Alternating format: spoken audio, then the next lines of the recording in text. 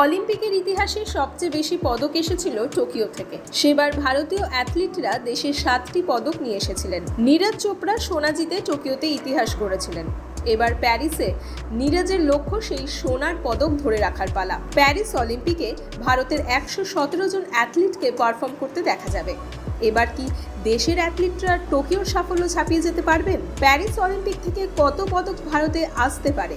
Paris থেকে ভারতের 10টি পদকের আশা জাগাচ্ছেন যারা। নীরজ চোপড়া টোকিও অলিম্পিকে পুরুষদের জ্যাভলিন থ্রোতে সোনা জিতে দেশবাসীর প্রত্যাশা বাড়িয়ে দিয়েছেন নীরজ চোপড়া। সকলেই তার থেকে প্যারিসেও সোনার আশা করছেন।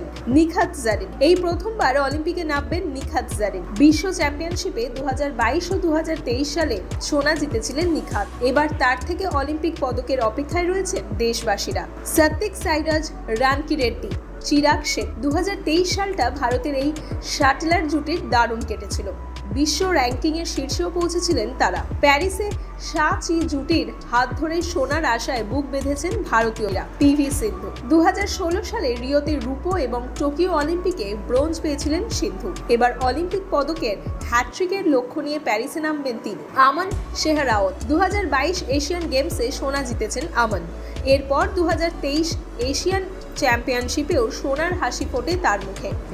প্যারিস অলিম্পিকের সিলেকশন ট্রায়ালে রবি দাহিয়াকে হারান আমান। তার থেকে পদকের আশা করছেন ভারতীয়রা। শিফট কৌর সামরা মেয়েদের 50 মিটার রাইফেল 3 পজিশনে 22 বছরের পাঞ্জাবের মেয়ে শিফটের থেকে পদকের আশা রয়েছে। মনু ভাকের টোকিও অলিম্পিকে মনু ভাকেরের পিস্তলে সমস্যা হয়েছিল।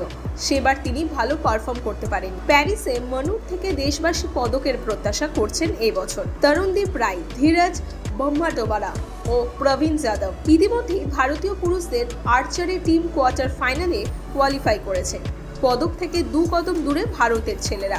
এছাড়া আর্চারিতে ব্যক্তিগত বিভাগেও প্যারিস থেকে পদকের স্বপ্ন দেখাচ্ছেন ধীরজ। হকি টোকিও অলিম্পিকে দীর্ঘ 40 বছরের খরা কাটিয়ে ব্রোঞ্জ পেয়েছিল ভারতীয় পুরুষ হকি টিম। এবারেও ভারতীয় পুরুষ হকি টিমের পক্ষ থেকে পদকের আশায় রয়েছে দেশবাসী।